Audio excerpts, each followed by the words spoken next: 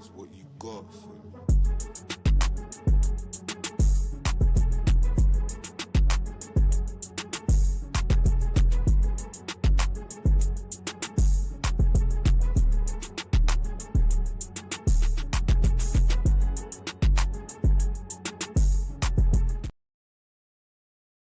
Durag Diaries, yo, what's good, people? Welcome back to the channel. Welcome back. We have another match preview, and you already know what time it is today. It's the champions, and it's the champions. Hey, you guys know what time it is today. Champions League settings. Come on, man. We know what time it is now. Make sure make sure you're ready, man. Spurs about to go 2 for 2 in the Champions League. Might hit the top of the table. You know what I mean? And yes, as Jun has said, no, it's not the Bergvall Durag, but we are up against Bodo Glimt again. And in light of that, I thought, you know what? We're going to be away. We're going to be in some uncomfortable settings over in, I think it's Norway these man play. Is it Norway, Sweden? I'm pretty sure it's Norway where these men are from. Yeah, Norway. They're in Norway. They're going to be a little bit of uncomfortable settings, but man's blending. You know my thing, man will rock you, we'll beat you up and then take your colours and we're rocking them. And we're making them look even. The yellow on yellow. You got man's matching, bro. Man's doing the yellow on yellow. We might even wear our yellow kit today. You know what I'm saying? So today we're rocking their colours, making them feel uncomfortable in their own yard. And that's what we're on, man. But 8 o'clock today, Tottenham versus Bodo Glimt. Very much looking forward to it. Make sure you smash a like on your way in, people. If you haven't already, make sure you're subscribed to the channel. As you can see, the boys on the road to 5K. And we need your help to get there, man. Let's try and get that up to 4.5. We're like 20 away, so need your help, need your support to help me do that. And then away from that, as you guys should know by now, the channel is now sponsored by Match Bingo. You have to be 18 plus and a UK resident to get involved, but all you have to do is scan that QR code right here. Once you get onto the app, use promo code DRD when you deposit and you'll get a 200% depository bonus. So yeah, people, get involved. Play some match bingos, and tonight will be the perfect time. Champions League settings. But let's get into the preview itself, because we have had some, do you know what? It would be good for me to get up Thomas Frank pre-match press conference, so we could just go through some of the things that was said by him in the build-up to the game. But also we've had some confirmations regarding injuries. Potentially Solanke going to be out for a couple more months with him having ankle surgery. So he's going to be out for a sustained period of time now, longer than we originally thought. And then also an update on Kolo Muani, what's going on with him and some of the other players that are returning to the lineups. But yeah, man, big up to everyone aside. Big up to my guy Ghosted. As you said, big up, Jords. Don't forget to like and subscribe. Durag! Big up to my guy, Jun, man, blowing up on the Twitter right now. Yellow settings, butter smooth. We might be... I need Spurs to be hitting those greens like Chris Smooth would say, man. That's what I need. And today, that's exactly what I want. But let's go through. Let's go through some of these quotes, some of the stuff that's come out. Regarding today's press conference and Champions League preview. To get us started off, Lucas Bergvall was with Thomas Frank today. As we know, he's returning to his side of the world in Scandinavia, a place where he's more than comfortable with the levels of temperature, but more than anything, a place where he's pretty much, a superstar. So he come out with Thomas Frank to do the press conference, and this is what he had to say today. Lucas Bergvall, the difference between Europa League and Champions League. Yes, it's a big difference. It's the best thing for me as a player to achieve to win the Champions League. It's next level. But it's going to be a good game tomorrow. A tough game. Bodo Glimt is a good team, so we need to go out there and perform well. Have Spurs lost a month with Solanke's ankle? This is Thomas Frank. So you know what? I don't know why I've done it this way. I should have went all the way back to the start and then worked my way forward. But here, hey, it's fine. We can go forward with it. So on team news, let's start there. I've done it the wrong way around, people. Some silly stuff, but ignore me. Back to team news. Thomas Frank on the latest updates. Dom, you know, that got that little ankle issue that's been bothering him for a little while now. So now we decided to make a minor surgery. It's a small procedure, but so that will mean he's not ready for today, of course. And of course, Leeds, he's out as well.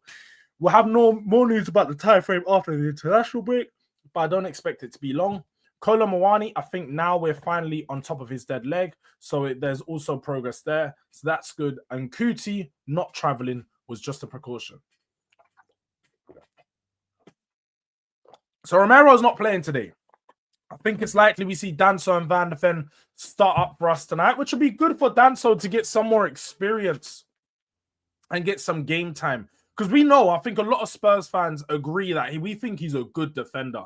He's got a good base for what he's built for himself. Good, very similar to Romero with his aggressive style of defending, but he's pretty good on the ball, pretty good off the ball, can defend 1v1 well. Let's see how he plays today. Obviously, we're not coming up against the most attackings of side or the most goal scoring or threat. Like the most offensive threat side is really not much there's really not much to them. So we'll see how Danso fares up against them today.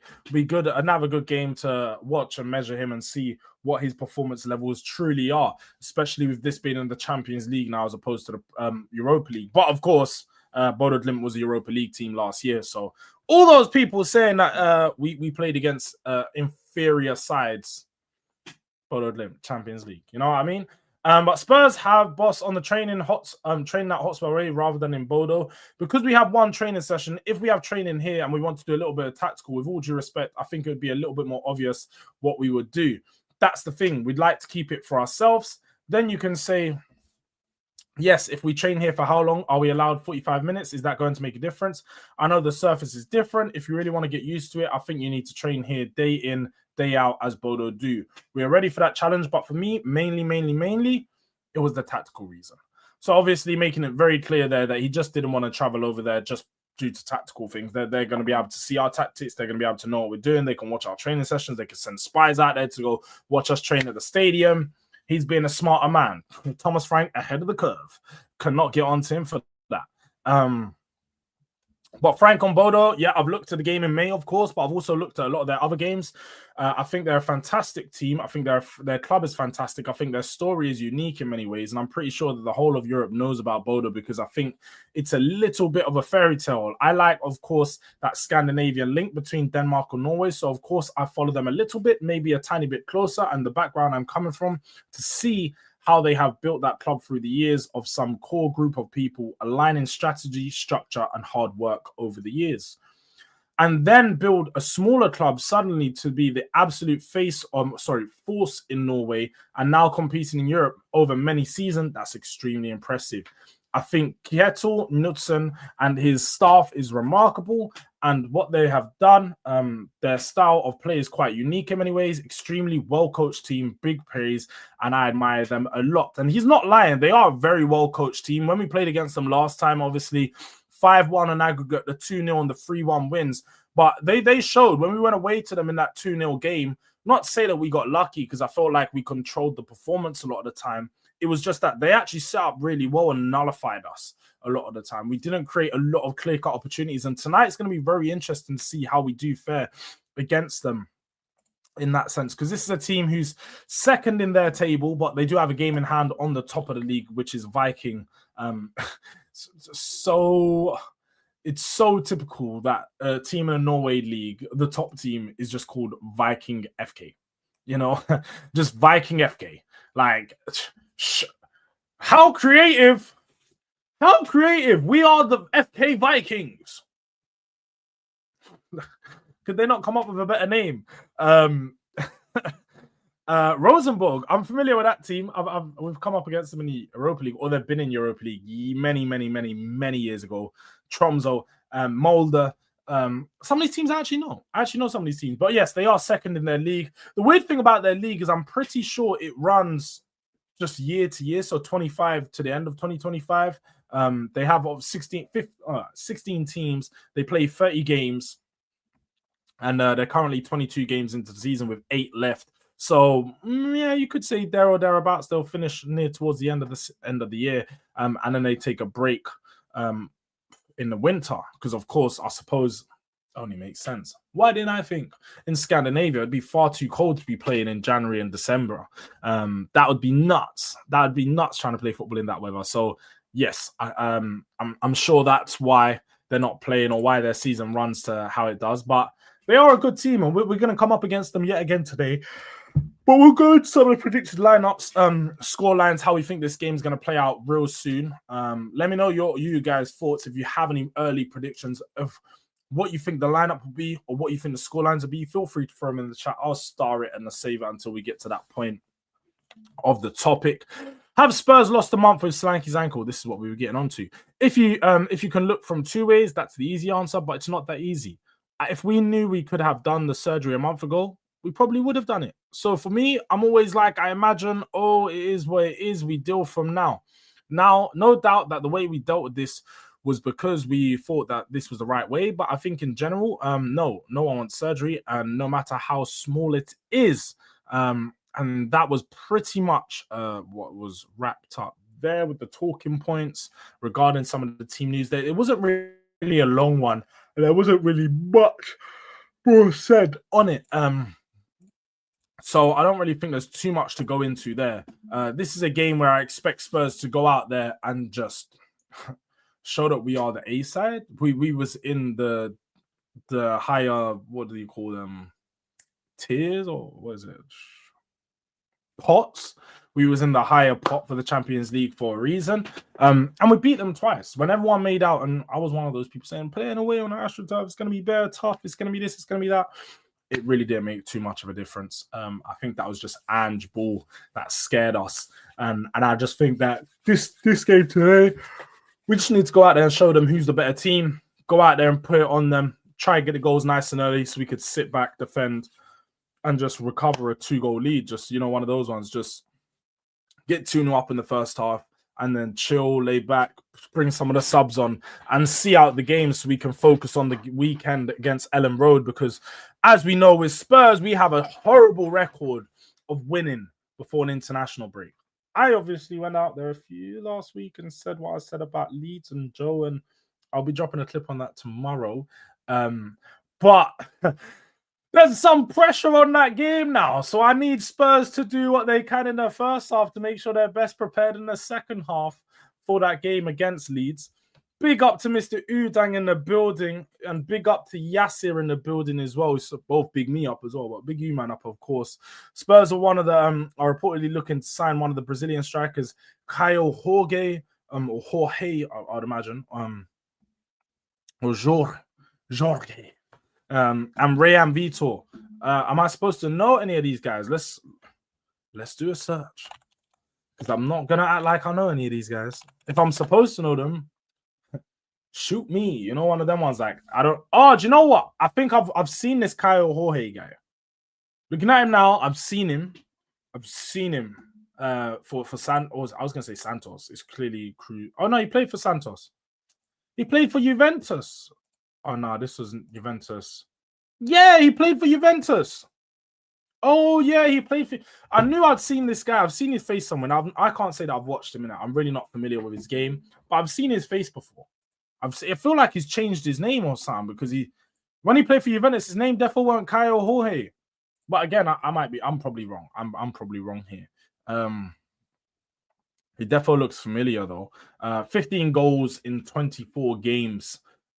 In the Serie A, Brazil, which is a pretty good record. But again, I can't see why Spurs will sign him at 23 years of age unless he's some mad prospect.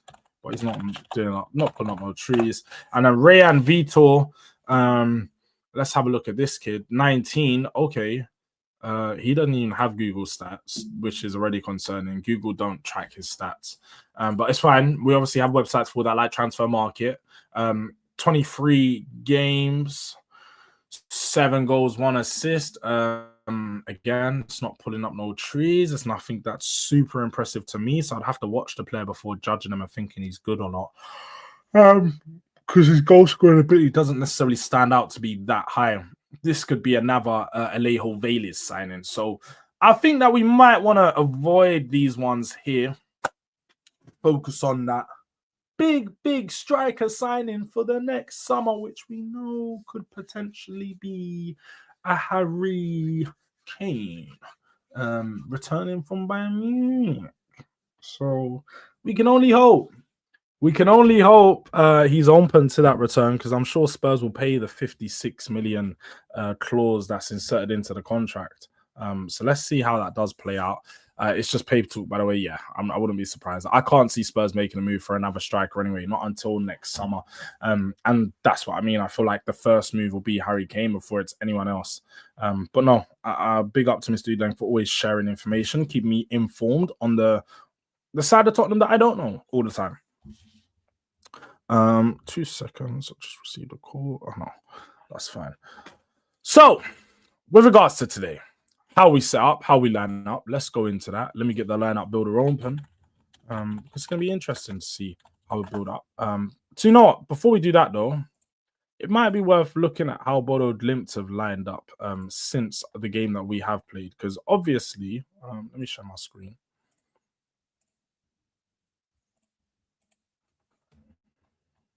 If we go back some time.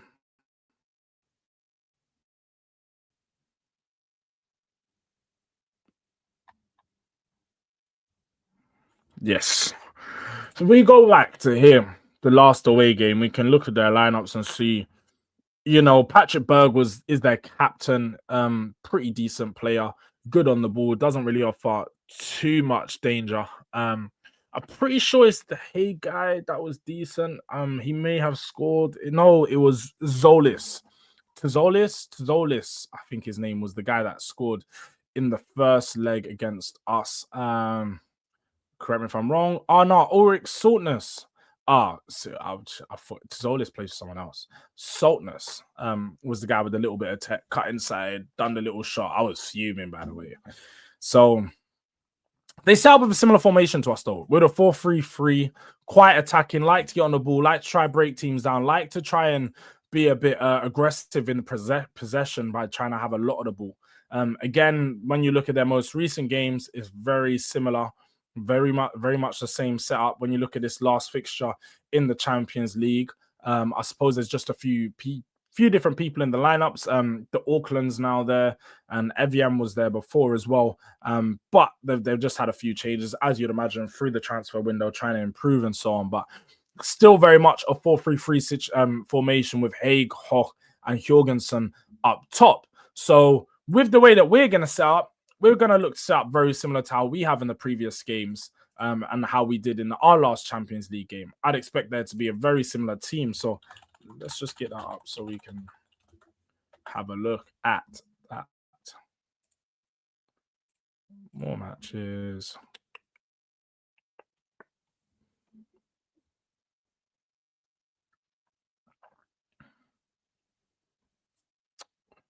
Villarreal is there. As we can see in this game, I think so look, this is the lineup we currently have. This is the lineup we had in the last game. I expect our lineup to be very similar. I really do. I think that we're going to see Bentancur start. I think we see Sarr start. And I think we potentially see Bergvall start in the midfield. It might be the same midfield. But again, I feel like that was a mistake in this game because we were still quite passive and didn't really create too much. So we might need to change that. But look, we'll go through that when we got the lineups up, when we go through what we want to build here. You guys can help me build out with some of your suggestions, what you guys think need to happen, what changes can be made. Obviously, when we're starting this off, we already know goalkeeper it's always going to be number one. Vicario Kinski played his first game against Doncaster. the other day. Looked pretty decent, made some good saves. Definitely a lot better than Vicario on the ball. That is clear to see. I was really disappointed with Vicario's distribution against Wolves on the weekend. I feel like he needs to go with the safer option sometimes, and he needs to be quicker with it. Sometimes he'd be standing around on the ball, not knowing what to do, and then just hoofs it forward rather than just play it out wide. Just get it to one of the players, play their feet, just release it and get it moving. Man said it's Clinton and G fit. That's crazy. That is Wenger out. Come on, you Spurs. It's Clinton and G fit. This guy is really in 2015. He's really in 2015. He's thrown it all the way back. Clinton NG, bro. I remember that guy coming over from, I think it was Lyon. And he had high expectations, man. Like, we thought, yeah, this kid's got speed. He's got pace. He's got pace. He's got power. Can run down the wing. He could play striker. He could play winger. And I remember when he joined, like, it was supposed to be a good signing because he was scoring goals for Lyon, creating, and he just done nothing. Done nothing. The first season at Tottenham, he probably played all of 10 games, and all those games were appearances off the bench, and majority of those appearances may have been 15, 20-minute games where he's coming off down that left-hand side. Usually swap him with, I guess it would have been Lamela at the time.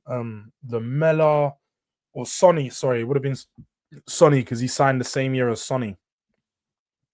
So it'd have been Lamela, Sonny, Townsend, and these types of players. And he was just poor, man. He was just poor. He was just poor. I think he did suffer a big injury during his time at Spurs, but even since then, he's played at like Marseille, Dynamo Moscow, and some other terrible teams, man. Man said, large you up as well, Mr. Man, large you up. But man said Nkudu. Again, another one. Georges Nkudu. He came from Marseille, dare I say it? Nkudu come from and again, he came from another one of those French teams. We used to shop in the French market all the time, and we had a really bad period in the French market because we had like Stambouli, we brought obviously Nkudu, we brought NG, we brought, I'm trying to think after this, we brought loads of players from the French market, obviously Ndombele after this, and none of them seemed to work out. Nkudu was another one who, the one thing I do remember him for was a cross for a 90th minute winner. It was a very good assist. Whipped it right to the back post. I've got a feeling either Tom Carroll or a Harry Winks or someone like that scored the goal. But he was at us for a few years. He was actually at us for a few years. I think he may have scored a goal as well. He may have scored a goal. Played a lot more than NG did. So he was better than NG, but he was still poor.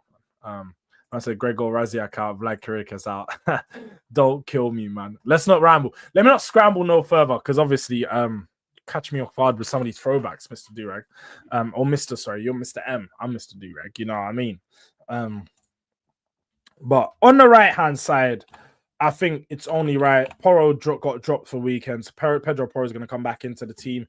He obviously scored in the reverse fixture at their ground when we played. In the 2-0 win, whipped across back post, licked in off the post and in. And it was good. It was good. So, yeah, I think Pedro Porro is going to come straight back into the team. But also, he got the assist for the first game of when he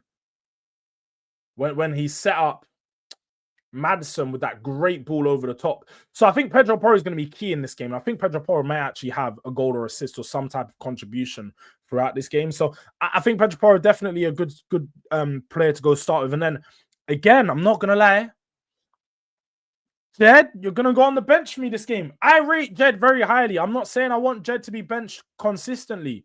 I think he should definitely play on the weekend. But what I saw in this last game when Udogie was bombing down that left hand, pretty much most of our creativity against Bodo Glimt in those Europa League ties came from this left-hand side. And Udogie was key to it, just creating that overlap option consistently down the left-hand side, running at his man, showing that he can be brave. But also, if we are to start, whether it be Xavi Simons or Odeber or someone on that left-hand wing where we know majority of them tend to come inside, and it's our weaker side of the pitch. You need someone that can pepper that left wing and keep creating an option down there. So definitely for me, Udogie at left back, and then Van der Ven at the left-sided centre back, and then we'll go Danso at the back, because of course, if you missed it earlier, Romero didn't travel as a precautionary, so Danso is going to be going straight into the lineup for this game. Mr. said, bro, you seen Ute left wing back? I don't even know what this means, I'll be honest. If you can explain it, happy to help. Don't know what you mean. Bissouma is back, but Bissouma's not in the Champions League squad. So as much as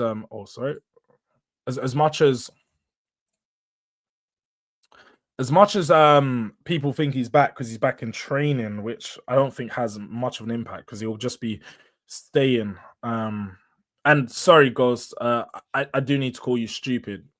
You asked me to do it, so I'm gonna call you stupid because he's not even in the Champions League squad, so he's not even eligible to play and hasn't even traveled with the team. So look, you asked for that one, but it's fine. I'm just saying you asked for that one. I'm just saying, but I don't think he comes back into the team. I don't think he comes back into the squad. I don't think he plays Premier League. I don't think he plays Carabao Cup. I don't think Thomas Frank gives him another chance. I think that he's just in and around the team because we couldn't get rid of him, and he's going to run down his contract. So I'm glad Romero is getting rested. Romero isn't necessarily getting rested. They said it's precaution. So he is technically going to get some rest because they said that he may have had a strain of some sorts. But we'll see if he's going to be fit for Ellen Road. Worst case, he doesn't play Ellen Road. He'll be back after the international break. I don't think it's anything mad. But like I said, just a bit of case of him needing some rest. At the base of the midfield in this game, I think Paulinho needs to sit out. We now need players who are going to play football. Guys that are going to progress the ball, guys that are going to be able to play through the lines, keep a hold of it, but also collect it from deep and work it to the guys that are going to be a bit further ahead. Now, I think Saar, with him coming, I think Kinski should start. I hear you. I don't think he will because it's Champions League. It'd be too risky, but I do hear why you're saying that. Because he was on the bench on the weekend, I think the first guy on the team sheet for this game is going to be like Pat Mata Saar, who had a rest because apparently, again, he had a precautionary injury or a back. Yeah, he had some type of injury that kept him out for just a short amount of time. So he came off the bench for the game against Wolves, but I think he definitely starts for this game against Bodo Glimt today. I think Simmons is going to get a chance. See, I'm in two minds here, and you guys let me know where you're at with this. I think either Simmons starts in the 10 or Simmons gets dropped. And when I say gets dropped, I think it's more of a case as he gets dropped, comes off the bench and plays. But I know how much Frank rates Simmons, so I don't think he would want to drop him off the back of a poor performance. I think he's going to want him to build up from it. But I don't know whether it's Simmons on the left or Simmons in the middle. Now, from the games that we have been seeing, there has been some rotation. I think, especially when there is a midweek game, Frank does like to rotate. Frank does like to try something new. Or I should say, try something that he knows could be different. Now, I think in this game in particular, I've got a feeling we might... Tough. No, let's do a vote in the chat. Is Simmons starting today? Let me know in the chat right now if you guys have got Simmons starting today, because I'm tough. I don't know how to do it. One thing we will know is that because Bergvall was in the pre-match press conference, Bergvall's starting. That's a fact. Bergvall's definitely going to start. You don't bring someone to the pre-match press conference to throw him on the bench. Like he said, he names his teams days before the game, or at least a day or two before. So they train in preparation for that with the team announced. So Bergvall's definitely starting. If you listen to what he says, you can take little hints from things like that. So I think we see Pat Matasar and Bergvall. Now, it'd be interesting. Now, it'd probably be too far, but it'd be interesting if you went with Archie Gray in the midfield, because now you've got a midfield trio. It's just different. It's very different. They're on the ball. They're moving forward, but it's a bit too chaotic. Like, see, we saw it worked against Burnley, but it also could have went against us against Burnley. So that's why I think we haven't seen it since. In this game, I'm going to go Bentancur. I just feel like the way that Thomas Frank is, especially with it being Champions League, he's going to want to play it a little bit safe. He's going to want to go for what he knows and players that he trusts. And I think in that midfield, he needs someone to sit at the base of midfield, especially when you have Bergvall and Sarr running so high up like they did against Villarreal, trying to cause problems sort of with those deeper runs and hard pressing. They press hard, relentless. I got a feeling we're going to see the midfield like this yet again, similar to what we did against Villarreal. And then obviously with that being in mind, I feel like Simmons is going to be chucked out on the left. But you know what? I don't think Simmons is starting. I'm going to go and say it. I don't think Simmons is starting. I've got a feeling we're going to see Odobert start. I think Odobert gets the start.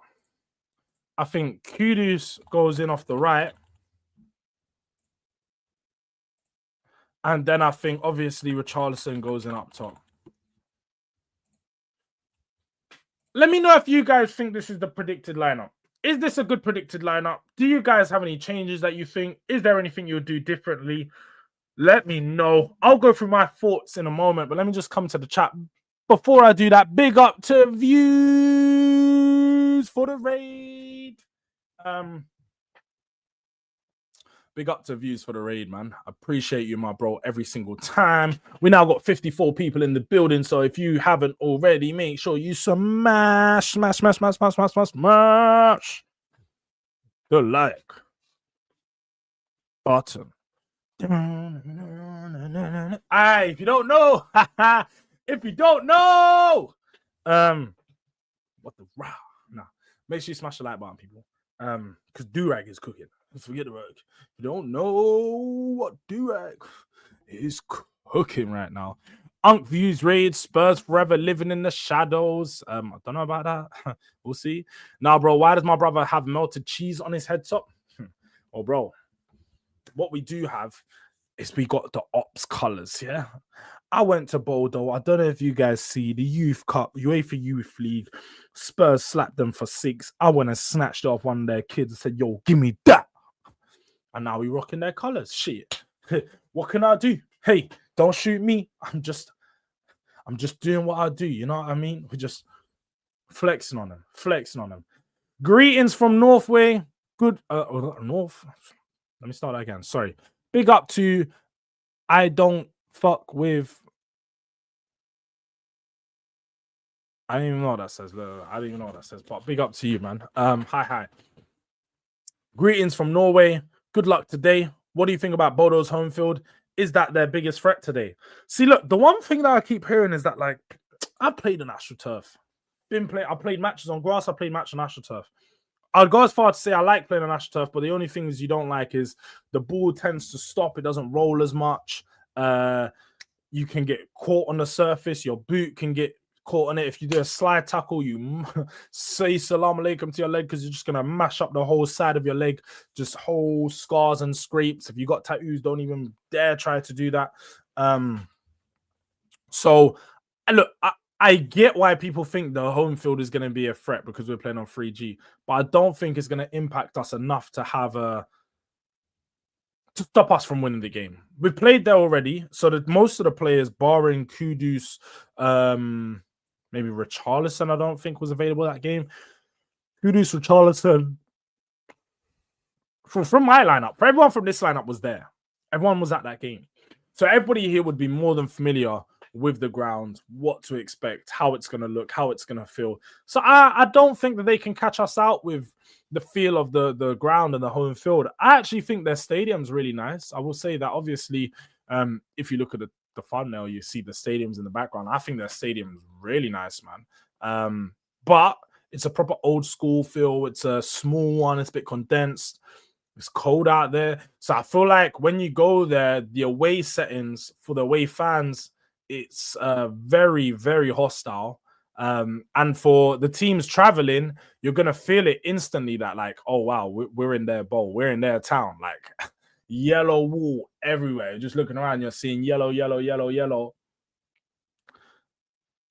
It's going to get some of these players. It will get some of these players. So, look, let's see how it does play out with that sense. But I don't think it is going to be a massive threat. I think their biggest threat is the players on the pitch. You know, Patrick Berg, pretty decent player. Their strikers aren't really good. Pat Jabez is just the only player that I really rate, innit? That's all I can say. That's the only player I think is decent. Everyone else outside of that I would expect to win against. But Raid from views, hit the like. Are you related to Drake? No, I'm not. DA, I don't even look like him. But I hear it. You're doing the light skin thing, the YouTube thing, all of that stuff. Big up to Darren Martin. And said melted cheese. Yeah, the melted cheese is crazy. Dude, Kenga's as my boy, because Kenga's been watching man from.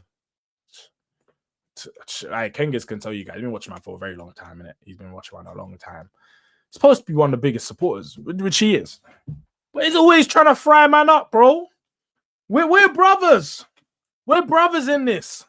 Spurs brothers. We're part of the Order Est Facer brotherhood. You're supposed to be bigging me up. Do you know what, Jords? Yellow Durag codes. Man was talking about melted cheese in my head. Darkness. It's darkness, man. Straight darkness. But again, let's get back to the lineup. What do people think of the lineup? Do they think that Xavi Simons should start today? I would personally like for Xavi Simons to start, but if he's going to be off the left, I'd rather Odobert start off the left today. I think you bring Xavi Simons on in the game if needed in that second half, then you can, but give him a rest. Sometimes a player just needs a rest to be able to, you know, shake off the cobwebs, because it's not that he's looking bad right now, but he's not looking as good as I know he can. Why? But not why, but you get what I mean. He's not looking as good on the pitch as I know he can. So for me personally, I just need to see a little bit more from him, and maybe a break to sit back and watch on the sidelines might allow him to be in a better place to do that. But with regards to this lineup, Odobert is the one concern I have. Odobert and Richarlison, of course. I'm actually questioning whether we could potentially throw Richarlison out on the left and bring maybe Brennan Johnson into the middle. I know Richarlison doesn't offer much off the left, maybe a little bit more than Brennan Johnson in that sense, but I'm just trying to see how we could work it different, because Odobert hasn't been reliable off that left-hand side. He's not shown the glimpses of ability that I've seen, especially when he plays for the France under-21s. He looks so positive on the ball, looks aggressive in his play, and he just lacks that intensity at this level. Now, obviously, it may be due to him just getting stop-start game time, appearing one game and disappearing for two, but then appearing again for 15 minutes and then disappearing again. But ultimately, for me, if you get 15 or 20 minutes of the pitch, you have to make the most of it. You have to make the most of it. So, who's LWB, bro? Who's LWB? I'm so baffed. Cass on his channel chatting about Glasner. The brother is so delusional. Cass is in his absolutely delusional state right now, because I saw his video. You checked before I went live. I'm seeing Cass is talking about Xavi. He's talking about Glasner. He's doing up. Oh, let me imagine my new managers. You know, just what 6 games? Because remember, it was just 3 games into last season where Cass and Co turned. Oh, Luca Williams Barnett. Do you know what it is? I just call him Williams Barnett. I don't really include his first name, so it makes sense. LWB. But back to this. Yeah. It's funny how I know, and you're an avid watcher, Bajan, so you would remember 3 game. Just remember after they won the FA Cup last year or the season before last, they were all saying, "Oh, yeah, give Ten Hag more time. I trust in Ineos. I trust in this. I trust in that." Cool. 3 games into the season, Cass said, "Get him at my club." Okay. Again, Amorim, I trust Amorim. I think he's a decent manager. I think he's going to turn it around. We got Mbeumo, we got Sesko, we got Cunha. Look at our attack. Oh, we've signed Lemens, top goalkeeper. Look at this, look at that. And now 6 games in, he's already doing videos on, Glasner. Let's see if he's going to come. He's been 18 games unbeaten, and they think that he's going to leave Crystal Palace in the peak of his project. Yeah, it makes sense. And then they're talking about Xavi, which could potentially happen. I think Xavi is one that is very realistic for them. But will Xavi do that much better with this team? I don't think so. I think he'll do better than Amorim. He can bring these up to like a 7th, 8th position, but that's probably about it. But away from Manchester United, back to Spurs, because obviously that's just a cesspit of Manchester United. Like, you just have to laugh at what's going on over there. George just mad because I keep him on the straight and narrow with his zest. That's crazy. Man said zest. I'm definitely not zesty. I'm definitely not zesty, but Glasner bet he leaving Palace for United. Best be leaving Palace for United? Better not, I think. I think you meant, but better not be leaving Palace for United because it'd be very stupid. Big up to you though, holding down the fort. Trying, man. Trying to hold down the fort, trying to get back to the consistent content that we had in the summer. Because I know this month has been a lot more of a slow month, but we're getting back into it. Let's do it. Yeah. Better be leaving Palace for United. You must be mad. His contract's actually out at the end of the season, so he's better off waiting until the end of the season and seeing what jobs pop up then. Because if a club sacks someone towards the end of the season, they would already start speaking to Glasgow to see if they can get something put in place deal-wise for the end of the year. So it would be smarter not for him to not leave Palace at this moment in time, to have the same problem that Amorim had when he left Sporting, because he didn't want to leave Sporting but got forced to leave, and then now he didn't have no pre-season and has been one of the worst managers in Manchester United's history. Should have listened to himself, should not have joined mid-season. But Luke Williams-Barnett could potentially come into this team, but it'd have to do something amazing for him to start ahead of Xavi Simons, Odobert, and some of these other players in the team. Now, obviously, because the Champions League squad is slightly smaller, there is more of an opportunity for the players like him and some of the other younger players to get into the squad, or more importantly, get some game minutes. Now, I think if there is any young player that will likely get some time or on the pitch, it'll probably be Dane Scarlett, with him being the only other striker option that we have. He may come in for Richarlison at some point in this game, maybe give him 15 or 20 minutes. Tennant Thompson as well. How could I forget Tennant Thompson down on that left wing? He was working against Reading. No, Wickham. I think it was against Wickham he come on, and I saw him working that left wing. Let me just make sure it's the right player that I'm thinking of. Yeah, he was getting worksy down that left wing. But I'm pretty sure he did. He may have had some. I don't know. I don't think he did. You know what? Now I'm thinking of it. Yeah, see, I was gonna say they were playing on the UEFA Youth League, weren't they? Mr. Udang's tapped into this. That's what I was about to say. I'm pretty sure I saw him in the lineup for that under-19 game where we won 6-0. Was he on the bench? Let me check.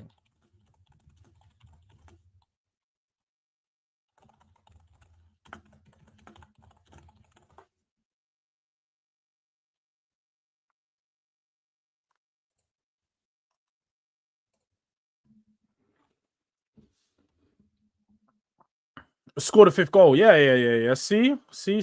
Tapped in. That's what I like. Yeah. He was on. So he was on. Okay, I get what you're saying now. He was on the bench and then he come off the bench. And he scored a goal. William Barnett was on the bench as well. So potentially they could be they could be playing with the first team today. Okay. I get what you mean. So they didn't start and get ran out for 49 minutes just in case they had to play later on today. Obviously, Oluseyi scored a double in that game. Tennant Thompson, I'm seeing here. I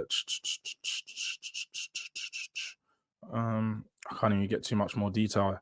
On what was happening in the game with regards to, but it looks like, oh no, look here, they both played 30 minutes on the dot, only had half hour of football, so they could potentially have some impact to play. But more importantly, I think just being around the first team is massive for these boys.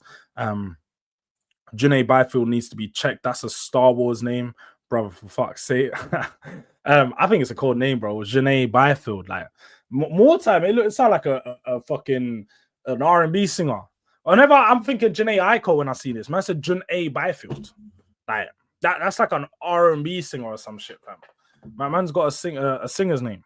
But no, look, with this lineup, Mr. Udan, you tell me, bro, what do you think of this lineup?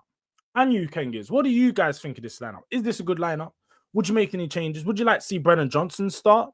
Would you like to see which other options?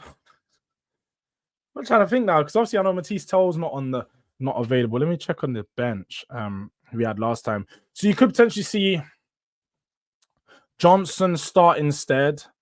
We could see, I suppose the only other attacking options we're going to have on the bench is if it's not Johnson, it'll be Simmons, it'll be Dane Scarlett, it'll be Luca Williams-Barnett, it's going to be Tennant Thompson. Our 5 attacking options because there's no Kulusevski, Madison, Kolomwani, Solanke, and all that stuff. Or maybe you go throw Spence out on the left wing. I don't know. Came in the second half. The Elliot Paris is a baller too. Okay, I'm gonna stay tapped in. Don't worry about it. I'm gonna stay tapped in. I don't really know much about these.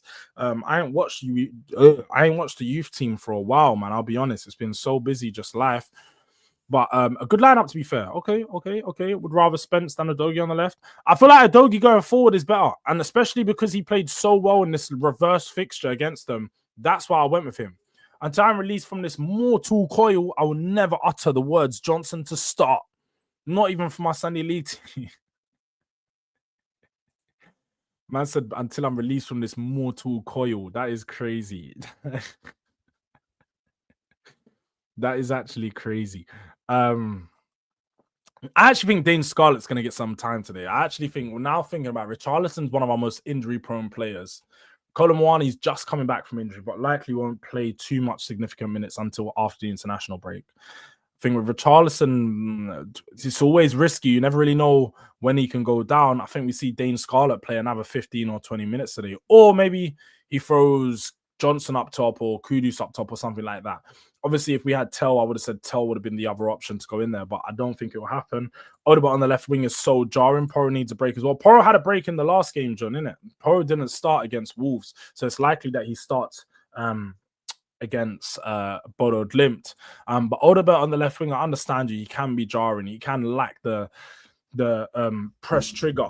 He needs to press trigger and run. Like when I say press trigger, I mean he lacks that ruthlessness to just go, all right, I'm going to run at my man. I'm going to run at my man. I'm going to run at my man. I'm going to cross. I'm going to shoot. Just like play football without thinking. He seems to do the thing when it's like a play. It's like, have you ever had your controller lag on FIFA when you're running at your man? So your body is like held up. You're like, you're doing this movement for like 10 seconds. That's what Odegaard does when he's attacking his fullback. He runs there and he's like, yo. Standing there doing hella fakes, but nothing's going on. You need to just go, all right, run at your man. Oh, drop of the shoulder, bang. Drop of the shoulder, bang. Like, it needs to be quick, in and out. Make your moves, make your decisions. And that's what he lacks. That's what he lacks for me, is that decision-making and ruthlessness to just trust in himself and do what he does. To be honest, what do you think of Johnson as striker? I think, look, if you see a goal Johnson scored against Doncaster, it might have been Doncaster. They're shit in it, so I'm not going to take too much from it. But it's more surrounding the ability to run in behind, straight down the middle. If you can create opportunities like that for him, then he could be a good striker. But to be honest, the only option is to play him in striker for me is because, like Richarlison, it means you take them out of the game, so they don't get too much on the ball, and everything they do could be the runs in behind and focusing on running off of defenders, cause those types of problems with the runs. Literally, that goal was perfect. That's what I would look at for him to be playing striker. But the problem is when you play either of them on the wings, they get on the ball too much and lose it and break down the attack. Now, when you get them in striker, we will still have the same issue like I was pointing out yesterday, when you now don't have a link to link up the striker and the wingers. So they're just an option in behind. I think Brennan Johnson could come on and become a striker option instead of Richarlison because we don't have no other one. So if there's any place that I would bring him on today and make him play, I'd let him play striker, especially against a team of this level for Bodo Glimt. But I do get why people won't want to play him striker because, again, he's still very limited in his style of play. Put Johnson in strike or Scarlett. Don't want Richarlison in strike anymore. Richarlison has always been a wing player. Richarlison's not a wing player, man. Richarlison's far too negative on the ball. Just isn't good enough going forward with it. So to me, I don't think we could do Johnson in... I don't think you could do Richarlison on left wing anymore because his crossing's poor, his ball striking's poor, his shooting is poor.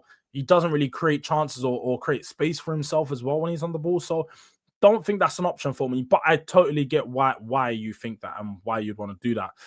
So yeah, Richarlison for 90 minutes is so bad for the eyes. Like it burns. I've said it. Him and Johnson are anti-footballers. Anti-footballers. They're oxymoron ballers, bruv. Like, they don't make sense as footballers. But hey, they play Premier League football for one of the best teams in the world. So who am I to say much, innit? You know what I mean? And also another stat is Richarlison's soon to be, or he's creeping up on. I know he's the top 5 appearances for Brazilians in the Premier League. So he could potentially creep up on being one of the top 3 most appeared Brazilians in the Premier League. And to think Richarlison, one of the least Brazilian players, is one of the most Brazilian player we've seen in the Premier League. It's madness. Solanke should be docked wages. Nah, that's tough, man. Solanke's just been suffering with an injury. I don't think we can put it on him or try to get onto him for that. But look, people, score predictions. Score predictions. Let me know what score predictions you're going with today. He did play wing for Watford, but that was in a very young time in his career. And I would go as far to say he was better on the ball then. For like, and you notice this with a lot of footballers, as they get older, their game gets dumbed down to focus on their strengths and they lose some of that ability that they had outside of that. Richarlison on the ball is so bad now. At Everton, he was pretty good. Everton, he was beating his man. He was scoring goals off that left wing.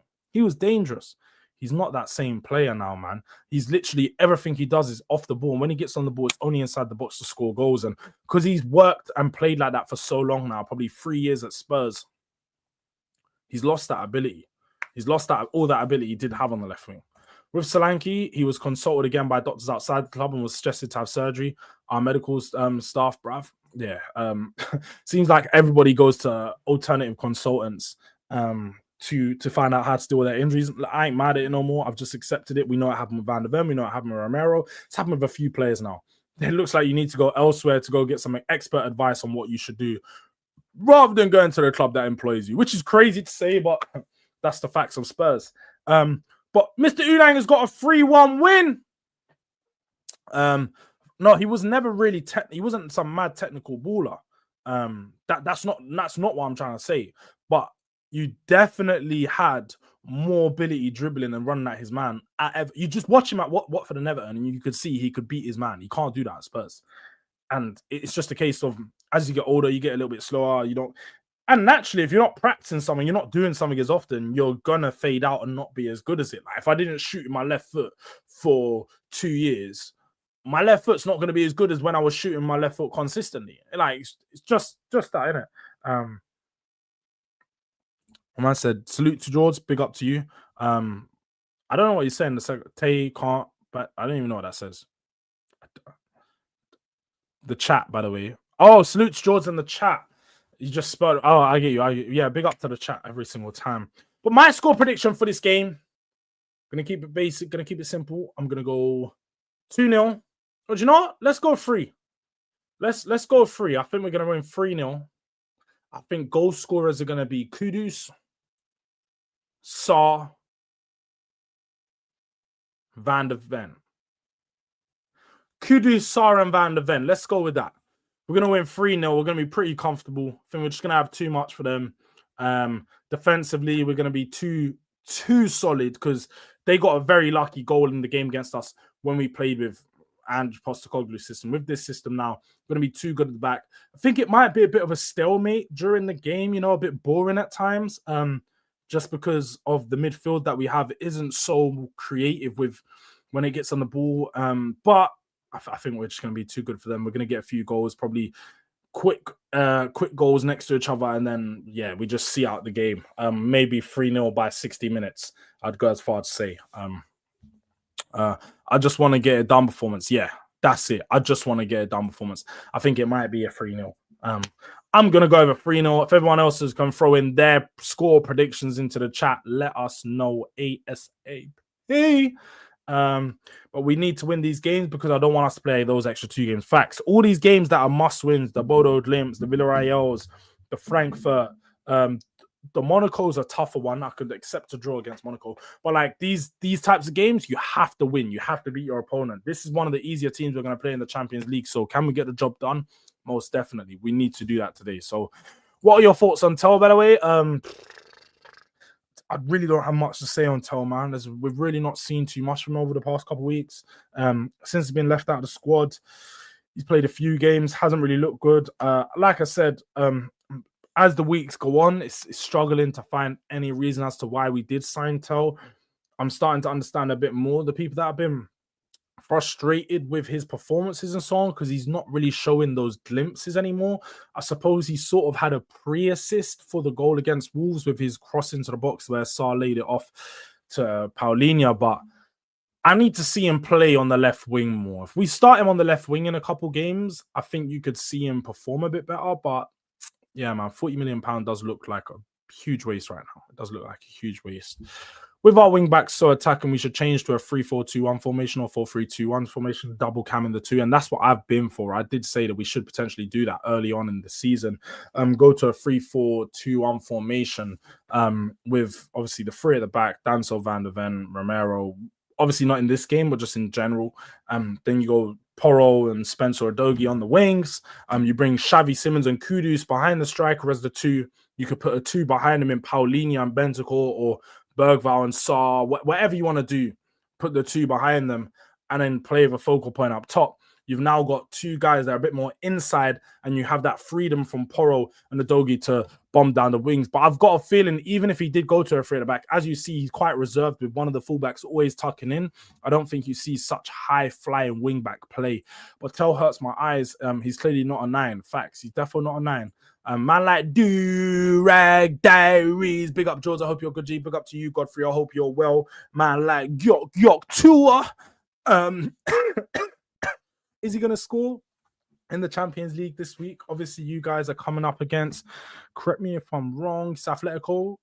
No, Olympiacos. Yeah, Athletic last week. I think you got Atletico Madrid coming up in a few weeks. Correct me if I'm wrong. I think you have Atletico Madrid in your next game, but you got Olympiacos. So much expected to win. Will Yok Tour score a goal today? Because obviously he likes to bully the shit team. So we will see. 80 million for Gray and Tell is diabolical. If I speak, I'll be in trouble. So I prefer not to speak. I prefer not to speak on this one. 4-0 Spurs. Has anyone else got any other score predictions they would like to throw in? Anything different to what's already been thrown in from the chat? Let me know ASAP. He's scoring a brace, by the way. So yes, the Glock will be back. All right, that's the confidence I like to hear. That is the confidence I like to hear. I don't blame you. Is Jay live?